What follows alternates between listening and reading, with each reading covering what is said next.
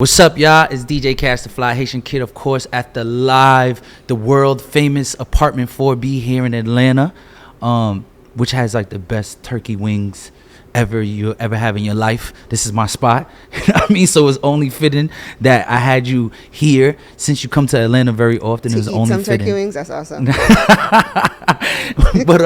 how are you, Tifa? I'm good. Yeah? Yeah, I'm good. You're here in Atlanta a lot. I know. Atlanta loves you. I live in a whole other state. Atlanta loves you. I love Atlanta also. I really do. We're just talking about this. Yes, I just don't like the traffic and the fact that you have to drive 35 to 45 minutes everywhere. But other than that, I'm good. So Tifa, like, one of the things I was excited about having you is because, like, the last time I think most people heard you speak about in an interview is that you were retiring. Yeah. And then now you're talking about dropping an album or dropping more music. So what brings you out of it? First of all, let's reiterate why you even went into retirement. I mean, technically, did I really go into retirement? I wanted to go into retirement, but did I really go into retirement? Because I was working during retirement. During the retirement. I mean, it was something that I wanted to explore. You know what I mean? I was just really unhappy with what I thought the industry was at the time and how I was being treated. And I was just like, okay, let me do this album and leave, but at least I can have an album, a farewell album for my friends, for my fans. Right. You know what I mean? So that was what that whole thing was about. So how do you feel now? Because like watching your old interviews and watching when your time frame, like your mindset back then and how you felt, you seemed angry. Not just angry, but you seemed very like over it. You seemed just like, what? Right. I was really angry and over it. I mean, most people don't realize at the time, like I was literally like fighting to stay in the music. I was literally fighting for my livelihood. And sometimes when you're in a situation, like just like a relationship, sometimes when people say, oh, I need a break, they're like, oh my God, she wants to break up. But it's not necessarily that. Sometimes you just need to take a step back out of the situation, because when you're in the situation, you can't see everything clearly. Right. You know what I mean? So I moved to a whole country. I took some time to just be Tifa. You know what I mean? So there's a difference between Tifa and Tifa. It's not really much of a difference, but Tifa is who you see on the stage. Like Tifa is a completely different person on the stage, but I just wanted to be Miss Brown. You know what I mean? I just wanted to step back and just look at how things were really working. Who was really with me, who wasn't really with me, you know what I mean? Who was on this side, who was on that side, like how everything really was. Right. You know what I mean? Back then you were saying a lot, like there were people actively trying to stop you. Are those people still there? I mean, yeah. But do I care? Does it matter? At this point, no, because I'm just going to do me regardless. You know what I mean? Right. Every padlock has a key. Every knot can be pulled. You know what I mean? It's just you to figure it out. And I think by taking a step back, I somewhat figured out me. You know what I mean? I can't make music for those people that are actively fighting me or those people that are actively talking shit on Instagram. Right. Those aren't the people that support me. So the people that actually support me and that are in my DMs or that, call me like, yo, go studio, feel like you want to sing, why you stop singing? You need to continue doing what you're doing. Those are the people that I actively make music for. Those are the people that I do this for. I feel like in that moment, negativity won because it made you so frustrated that you was like, forget all of this. When like, I heard you say in an interview, like, all right, there might be 200 trolls under a post, but there'd be like 2 million people who viewed it. Because at the time, like 200 negative comments don't equal to 2.7 million Jamaican people at the time. Right. You know what I mean? But it becomes draining when it's constant. Like it's constant, like they're constantly picking at you. Like every day it's something else. Like they'll dissect your interviews and just show this part because this is what's going to get them the viewers, or this is what's going to get them the traction or the clickbait or whatever. So, I mean, I was just tired. Like people fail to realize that like normal people would probably have like 200 Instagram friends. And if there's a little, if there's a little rumor going on, it's just 200 people. Like a lot of people know me. Right. Like people around the world know me. Like it's a whole different ballgame. And especially within those 200 people, you have people that talking about. You actively have people saying the worst things that have never met you, don't know what you're like, don't know, you know what I mean? Right. And then people fail to realize that like normal, because you know, some people think they're normal. Normal people, you know what I mean? They go through life normal. If you get what I'm saying, like the usual. Like people fail to realize that because of even my legs, like I've been battling the naysayers, I've been battling the negativity, I've been battling the teasing since birth, you know what I mean? And it's like at that time I think it was just a collection of everything, and I was just really tired. I was just really tired of dealing with the bullshit.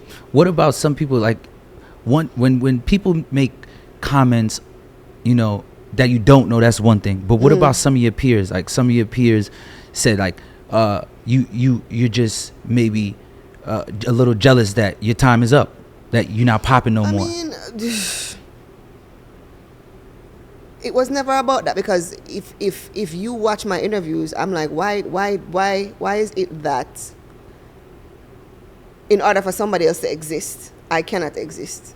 And I said it. I'm like, if LeBron decides he wants to make shoes, that doesn't mean that Jordan has to stop making Jordans. That's LeBron's shoes. Right. You know what I mean? So why was it this big need to get rid of me? And that was from a place of jealousy also, because everybody was just like, oh my God, she's getting all of the endorsements, and she's getting this, and she's getting that. And a lot of people don't even know that I used to sit in a lot of those meetings as a consultant because I have a degree. You know what I mean? I made the decisions in a lot of these corporate companies, right? Even with the ads, even with whatever. So that came from a large place of jealousy, and that came from a large place of we're tired of now. You know what I mean? Like, you winning everything. So now, so let's just team up with these people over here, and let's just actively get rid of her. Right. So you step away from music for a little while. You recharge. You sit back.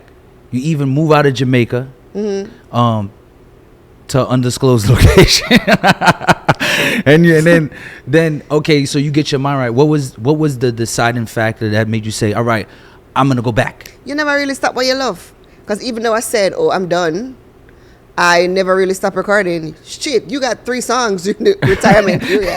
Right. Like I never really stopped recording. Like my relationship with music is like being in an abusive relationship. Well, no, I'm fine, but it's like you love this man, which is music, but he beats you. You know what I mean? Right. But you love this man. Yeah. That like at that time that was my analogy. That's how I you know, but no. But listen, I'm gonna get a little personal here. Yeah. We had our falling out because of music, because you're that passionate about music. Yeah. Because you were like, Kash, you're not doing this. You're not doing this. Move like this. Move like this, because you're very passionate about your music. So like I can see why you might have been so outspoken, because I know at one point they were saying, oh, Tifa just complaining. Tifa, but it's not about, you know what the wickedest thing is? Up until that point, I've never complained about anything. So I couldn't even understand why people were saying that I was complaining. Like, they've said the worst of things. They've made up things. I've been pregnant like 13 times. Right. Like, people have said, like married like 6 times. Right. Like, I've heard, oh, she married a move come a foreign. Like, poor me. You know what I mean? Like, yeah, she married for her papers. Like, I've heard the most things. And up until that point, 3 years ago, I've never responded to anything at all. Because at the time I was thinking, okay, I don't want him to draw me in drama because I'm signed to 16 billion corporate companies and I'm not about to let people fuck up my money. So let me just keep quiet. It will go with 9-day talk. You know what I mean? But I was just really frustrated. Like, after a while, after you taking years and years and years of abuse, you're either going to do 2 things. You're either going to fold or you're either going to fight back. Right. And in that given moment, that's just what I did. Right. So how do you feel when you return and you said, all right, I'm dropping music? Because you dropped a dope record with Stoneboy. Mm-hmm. But I seen like your style was a little different than the normal Tifa, that you dropping more like Afrobeat sounds. It's not even that. You know what's crazy about that song? That song was actually supposed to be on the Curry and Champagne album. The label at the time decided that they did not want that song, and the management after that decided that, okay, let's remix it and put Stoneboy on the track. That was how that came about. Right. That was literally how that came about. It wasn't like that was one of like the 54 songs that didn't make the Curry Goat and Champagne album. So it's not even that. It's just like me. I'm an artist. And this is the next thing. People want to put you in a box, especially when you're from Jamaica. You're supposed to look a particular way. You're supposed to wear a battery shorts. You're supposed to sing about these things. Like, how many times am I going to sing about dash out and matey wine and skin out my crutches? And like, how many times am I going to sing the same song? You know what I mean? Right. Like, if I'm an artist, allow me to be an artist. Allow me to just create. You understand? And if you're a fan, if you're a Tifa fan, you're gonna love what I create for you. Right. But you can't expect, oh, I'm gonna sing boop boop and skin out every day. Like, that's not me. So do you think only like mainly Jamaican artists are held to that standard? I mean, we are put in a box somewhat. You know what I mean? Because nobody's saying that to Drake. Like Drake could do. Yeah, cause Drake. You know what I'm saying? Or a hip hop artist. Nobody's saying that to a hip hop artist could do. You to sing certain things. It's just like even at the time, like remember I got cussed out for singing a song about Jamaica, the land where I was born and the land that I love. Like people got mad at me for singing J.A. Party. You know what I mean? Like it was so weird. Mind you, J.A. Party is one of my highest selling songs because everybody else around the world, Egypt, everywhere else loved the song. But I mean that's just that because they expect you to sing certain things. And I just think that they don't. I don't know. We need to evolve. So what do you think? What do you think of the state of dancehall or reggae music right now? Do I have to answer that question? Yes. What do you think? Because I know, like I said, you're very passionate about music. I think we need to get back to music. Music needs to come back into music. Yes, I understand we're living in a technological age and we're living in the Instagram and the social media age, but music needs to come back into the music. It's all well and good, you're pretty or you're cute or you love smoke spliffer because you think it looks cool, but where's the music? Where's the music that's transcending? You know what I mean? And I've been saying this in interviews. Since 2014, all of the Jamaican songs that broke internationally did not break out of Jamaica. All of them broke from the United States. What does that tell you? What does that tell you? Mr. Selector man that's saying, oh, me run this, or me run that, and if me no play this, it can't bust. What does that say to you? Cranium, nobody has to know. Dude from New York. Hood celebrity. Walking trophy. Girl from New York. You know what I mean? Charlie Blacks. None of y'all was checking for Party Animal. You know, was playing other people on the rhythm. He broke a Latin America and it transferred over to the United States. Here we go again. 2021. Here comes this little cute ras from the Bronx. Gallus. You know what I mean? It like, look and stop thinking about, oh, who's making the blogs today and who is this. Yeah, that's all well and good because you need a little controversy thing because people looking. Mm-hmm. You know what I mean? But at what point do we make good songs? At what point do we push the good music? Because it's not like it's not there. Jamaica produces athletes like a factory and artists and musicians like a factory. You cannot say like Jamaica is not a talented place with talented people. You know what I mean? Right. But what are you doing about it? You cannot make because of hype or looks or something that you mash up the music. Because everybody's capitalizing off it now. Shout out to Afrobeats. You know what I mean? You can't tell me that you don't see the remnants of summer dancehall and reggae in that. Absolutely. Dancehall, soca is completely based. Afrobeats is completely based off dancehall and with their own flavor, of course. Yeah, with their own flavor. Shout out to them. Like, even some of the music videos that I'm watching, I'm like, but this look like Dongatone. Mm-hmm. You know what I mean? This look like Dongatone. Like, so shout out to them for actually putting forth the good melodies and the good lyrics and the feel-good music that I want to hear. Yeah, me no need no other body. Me no need no other body. Me no need no other body. Big up Whiskey. Like, yo, so why do you think that is though? Why do you think? I just told you, them like they're not focusing on the right things. They're not focusing on the right things. They're so busy trying to be American and everything else and not being Jamaican. Everybody else wants to be American. Everybody wants to do trap. Everybody wants to do this, but people love Jamaican. It's just, I was in an Uber a while ago and the man was literally asking me to teach him Jamaican bad words. They love the Jamaican something. You understand? So you think Jamaicans are trying to be some more like Americans, and Americans We or need everybody else is trying to be more like Jamaican. We just need to be ourselves and make good music and behave ourselves. Because sometimes I don't know how to behave. We just need to be ourselves and make good music. You know what I mean? Right. Yeah, that's basically it. So like I hear people always say, I mean, to your point, I hear people say like they don't hear a lot of reggae music on Jamaican radio. And I don't know why. It's weird. Like it's funny how like they literally. Remember back in the day, I was young. But I remember back in the day when you literally had a one drop segment, and you would hear like drop leaf and all of those big bad rhythms, like, and it was a thing. And people are bust flat forward in the dance for one drop rhythms, like literal reggae music. Right. When She's Royal and Let Me Give You Some Love and Affection play, a Be a Blanca bust in the dance, and those are love songs. Right. You know what I mean? You literally don't hear those things now.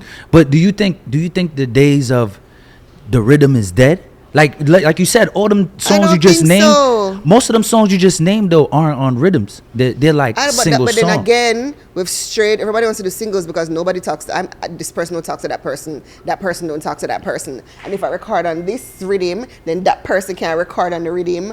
And this producer is not friends with that person. And then nobody cares. We don't want to hear a bunch of singles. If we want to hear a bunch of singles, we can come to America. Because that was their thing. Our thing was always juggling, and the song them were bad pan the juggling. Those were the songs. You know what I mean? This is not to say that you didn't have one and two songs where they were singles. Mm-hmm. You know what I mean? But dancehall come from juggling. Mm-hmm. Come out of juggling. So I mean, that's why. So, but how do you feel like when people repurpose or reuse Jamaican music and then try to rename it? I don't like that part. Yeah. Like I'm they'll call what Drake does pop island pop, or they'll call. I'm not saying that you can't use it, but just give props to props is due. A tropical house or whatever, a dancehall, a reggae. It's not none of those bubblegum things that you're trying to make it be. Give us our props. You know what I mean? It's just like if we sample a hip hop beat, or if we what we would have called twang, or do like the Yankee talk. You know, we say, all right, then we give her props. Because XYZ was on it, or we use this hip hop thingy. Like, if you use our beats or whatever, like, just give us our props. Don't wait. You see how that ended the last couple of times. Which one? With I forgot who it was that paid out a big segment because they used and didn't give props to whoever. You know what I mean? You see how that ended, like, terribly for, like, whatever pop artist or whatever. So just give her props and call it a day. Give her a little feature. You know what? Just, yeah. So, do you, like, now, like, you have artists like Chronix, Protege, Coffee, Leela, like all these artists representing a thing. Do you think they get like the love and no. Yeah? They don't get the love that they're supposed to get. No. Why do you think? I don't know, because Jamaica's just really weird right now. Them not get the love what them supposed to get. Like, them not get the push what them supposed to get. Them not get, it's like, it's so political. Right. You know what I mean? And if you're not buying out this or doing that, like, you're not going to get the just or due shine. And I say, look, for example, Coffee, like, I don't think people understand how iconic a Calvin Klein ad is. Like, especially if, like, for a black person, I think probably the black only person, black person a Caribbean person, like Naomi Campbell. Like, I don't think y'all realize how iconic, like, the whole My Calvin's campaign. Like, when they need for doing the research, like, and then it was just like, yeah, she's in the new Calvin Klein ad, and I'm just. But some people said they don't like the way she dressed. Like, she should dress more ladylike, or maybe that's why it was. Because some people feel need for us to leave people alone if what they're doing is not hurting you or hurting your family, and they're not killing or stealing or bombing up places. Let people live them life. If I decide I want to put my breast on my back, let me put my breast on my back. Leave the people alone. At the end of the day, if you enjoy her music, you enjoy her music. Like, this is the world that we're living in right now. You can't escape it. Like, if you believe in one thing, believe in what you want to believe in. Nobody's telling you not to believe in this, but be respectful of other people's beliefs and religions and sexuality and how they live their lives, as long as it's not interfering with yours. Right. So, like, I don't know if she's gay or not. I don't know. And I don't care. But she makes good music, and clearly the international market is paying attention.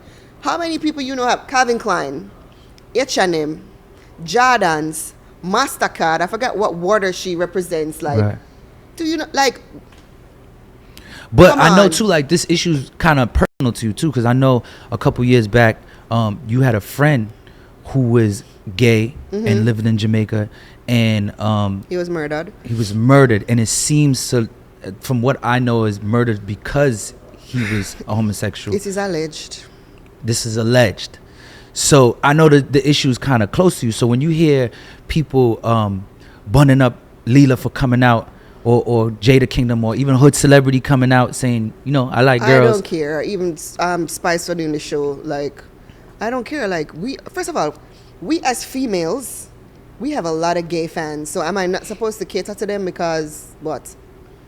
They spend their money just like how everybody else spend their money and buy the it's not records, but then buy whatever digital. They stream. Yeah, they come out to our shows. So am I supposed to not cater to them?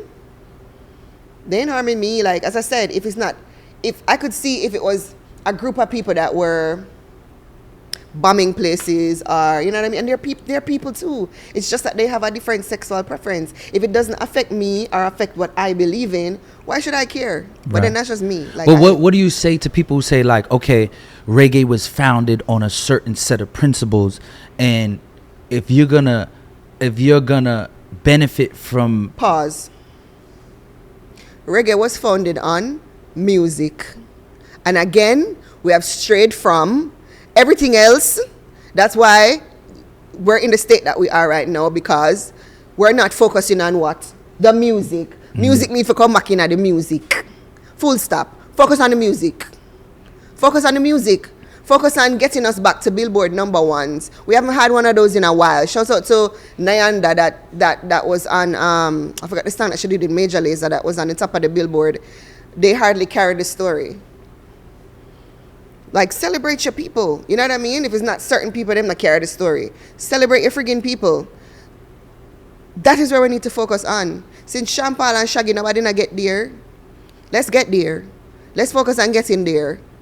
Let's focus on bringing it back to the international level that we know it's supposed to be on. Do you think that's the reason why you were targeted, as you say? Like, yeah, because people I tend to not do these interviews because when I speak, people get offended. They want you to tell the truth. They want you to be honest. They say, Tifa, we don't know anything about you. We need it to be more personable. You know what I mean? You're so antisocial. And when I open my mouth, it's an issue. When I have my opinion, it's an issue. And it's something that I've noticed even on social media. When you have an opinion that doesn't go with the crowd, you're bad mind, or you're salty, or no, it's my opinion. I'm entitled to my opinion. It's what I feel. And it's crazy because a lot of the things I'm saying now, I said it 3 years ago, right, and it manifested. Everything I said 3 years ago manifested right now. We're like with the music. So, I mean, what do you want? Y'all can say I'm jealous and I'm cringy and I'm whatever, but I'm just speaking the truth. But another thing is, though, too, like, I kind of feel like what some people are doing to Leela is kind of what they were doing to you. What you said was happening to you. Like, now might try to box you out. Like how you said people try to box you out. You think they might try to do the same to her? Or you think Jamaica might rally against her and say, hey, this is our artist. She makes great music. Do you think ultimately?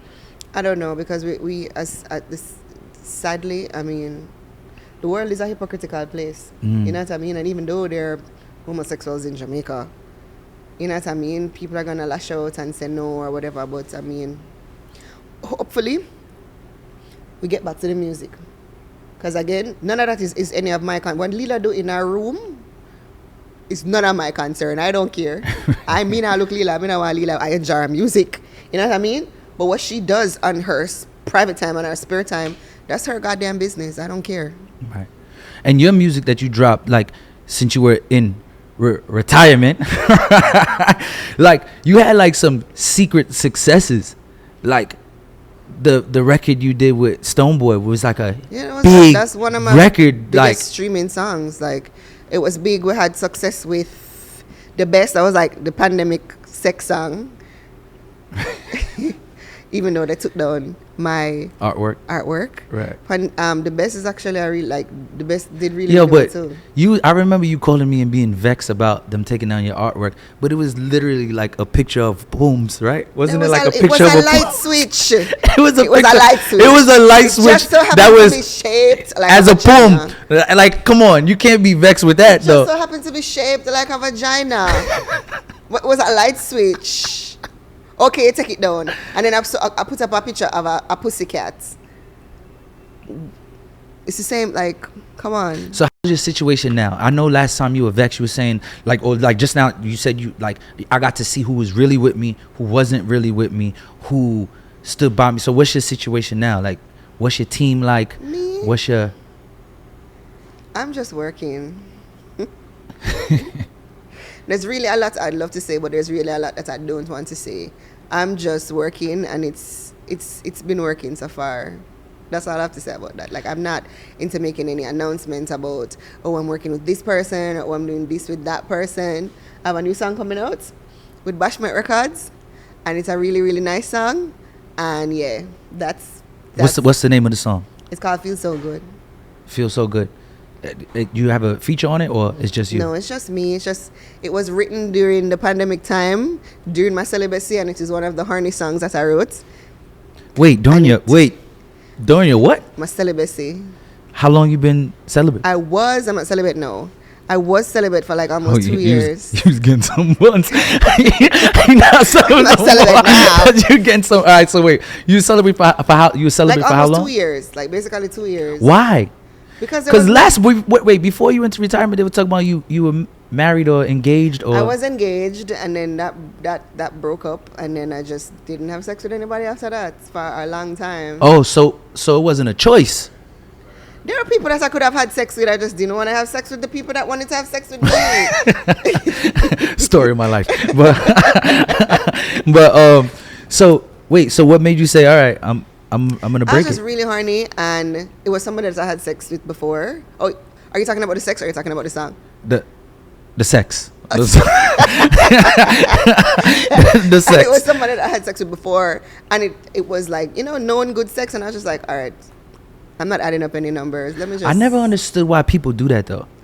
Why do people just say I'm not gonna have sex? It's a natural thing. Why? Like I know it wasn't like like I've done it before where it was a choice where I was like so hurt, and I'm like, I'm not having sex. But at this point, like, I moved, and literally there was nobody to have, like, anybody who approached me, like, I didn't really say that, like, there's nobody worthy, like, I'd be like, all right, let me get to know this person, and let me exchange fluid, and no. Exchange fluid? What our lips are, you know what I mean? Like, because I'm very particular, you know what I mean? I am a very... So what's a Tifa type? I don't have a type. So what are you particular about then? I don't understand. Meaning, like, if I decide to have sex with you, I'm a very free person. You know what I mean? So you're a freak. If that's what you want to call it. I'm trying to cover it up. I'm a very free you know person. I mean? You're a freak. Not everybody is like you. Not everybody, is willing to be free. So you just kind of pick and choose them. You kind of do little interviews, throw little hints there. No, but all right. So what do you like then? What do you like? What is a guy? When you see a guy, what makes you say, all right, what's I weird like him. is I'm gonna give him the what's pooms. weird is I know how to pick them because I've never chosen somebody that didn't satisfy me. It's weird. Like, I can literally look at a guy and be like, yo, that guy can fuck. That, or you might just be easy to satisfy. No. So what kind of let's give us Kevin Samuels moment. Let's see if you are worthy of the type of man that you are looking for since you want to hold out, right? So what do you rate yourself from 1 to 10? You can't use 7. I rate myself. And you can't use 7. And I don't rate myself. Let's just put it this way. I'm not gonna sit here and say, oh my God, I'm the best at whatever I did. But that's what I'm usually remembered for. It's a good thing and it's a bad thing. Like, all of my exes want to have sex with me. up to this day. Wait, what? So they all just try to get the pooms again? Constantly. Like whoever is in touch with me or whoever can get in touch with me, like they always want to have sex with me. So what kind? So I don't understand. So I want to know what your type is, because I've been watching a lot of Kevin Samuels, and I realize most women either don't know what they want or they have a type that's just ridiculous that doesn't exist. I don't have a type. Like none of my exes are alike. I honestly don't have a type. I just talk to who I like. I'm just really, really OCD, and I just hope that you're clean and your fingers are clean and you bathe, and yeah, and you're willing to have fun. I like to have fun. I'm a very fun person, in and outside of the bedroom. Right. So this new song, Feels so good. feels so good. When does it drop? Feels so good drops. Friday, December the 3rd. I'm excited about it, and they got me this really handsome model. His abs are to die for. Would you give him the pooms? He has a girlfriend. Oh, but if he didn't have a girlfriend, would you give him the I pooms? don't know, maybe. He's really, really handsome, but it was really fun to shoot. I think it's probably my sexiest video up to date, because we're just in the video like rubbing on each other and pretend kissing. Yeah. So you're not, so like again, like you're not afraid of everything you said was happening to you before is gonna happen again? Like you're not. I mean, it can, but I'm just in a space where it don't matter. At this point, like, it doesn't matter. Like, I'm just focused on, I'm not trying to get caught up in the politics. It was never about being queen or princess or fairy or frog. Like, I just wanted to make music and make money and get a Billboard #1. And I'm basically just back in that mindset. You know what I mean? Right. You can downplay me if you want to. You can say all of the things that you want to say if you want to, as long as you're not messing with my money and you're not messing with my stuff. Like, well, at this point, I don't care. Do you think you get the props and the love and the respect that you deserve? Like every interview I've done, everybody asks me, no and yes, but that's just a part of life. You know what I mean? That's just a part of this. Like, people don't understand that music is a very political thing. You know what I mean? And it is what it is. You will see, like, for example, there's this girl I follow. She's called Rico Nasty. And they don't necessarily give her the props like they would give a Cardi B or a Megan Thee Stallion. But if you watch her Rolling Loud shows, or her shows, the people are going ridiculous for her, and they're singing her songs word for word, and she might not get the notoriety that she would want to get from mainstream, but her bank account fat, and her shows are sold out, and she good. And that's where I am right now. Right. So who, you mentioned Rico Nasty, who else you listen to? Like, what type of music you listen to other than your own? A lot of 90s and early 2000s music. I'm stuck on that because I feel like that was like the best era, or the best eras. But I like Rico. Who else I like? Who else I follow? I like Mulatto. I see a lot of raw, hungry energy in Mulatto. Right. The people that I called before, Nicki Minaj, of course, because she paved the way. There's nobody like you're excited about in dancehall reggae? I mean, yeah. I mean, my peers inspire me. I can take away from the personality or the personal and be like, yo, that's a badass song. Mm-hmm. You know what I mean? Or that was a badass move. You know what I mean? Right. That was a nice calculated move. Like, yeah, like no. When I'm sitting back in the cut and I'm like, yo, that was masterful. Great, I moved it. I don't necessarily talk to you, you know what I mean? But I can take away the personality from the actual music, because that's what I'm about. I've always been about the music. Right. Is that that one of your reasons for moving out of Jamaica? Because you feel like you said, all these. Let me tell you, it was just, there were so many things that were happening at the time. I was sick. I was getting like the drama. My engagement had ended. I was supposed to move to a whole nother place, and then I didn't move, and then I was just like, yo, let me just take some time off and be somewhere that, like, if I need to fly back to Jamaica and visit like my mom, my friends, my family, it's an hour flight. Right. Or a 2-hour flight. You know what I mean? Everybody inspires me. Inspires leaders, Marsha Griffiths, Tanya Stevens, Jada Kingdom, Lila Ike, there's a lot of talent there, you know what I mean? So I like Jada. I really like Jada. I really like her too. I really want her to win. I like that she teamed up Verse 2 versus like a dude like I've seen him from like almost the beginning. You know what I mean? Yeah. Working right for everybody and grind super I hard. really want her to win. I really, really want her. For more reasons than one, I really want her to win. She reminds me of a younger you because she's very outspoken. Mm-hmm. She doesn't really care what people like say or think about her. Like, and she just keeps her head down and just keeps recording. So like she reminds me of, and then like the funny thing was the first time Verse brought her to the radio station, I was like, that's what popped into my mind. Mm-hmm. Like the way she just doesn't, she does not care. Just do she. I love it. So when does the record actually drop again? December the 3rd. Feels so good. It's a really, really nice song. It's a really, really nice song. Like I heard it in the club. They had a single release party for me and I was like, oh, that's me? Yeah, it's a really, really nice song. Nice. Thank you, Tifa. I appreciate you coming to spend some time with me, like you always do in Atlanta. And you know what?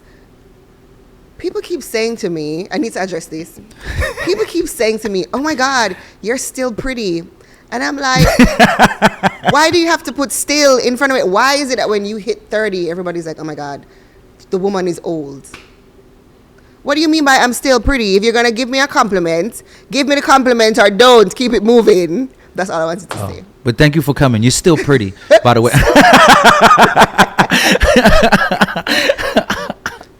Tifa, ladies and gentlemen.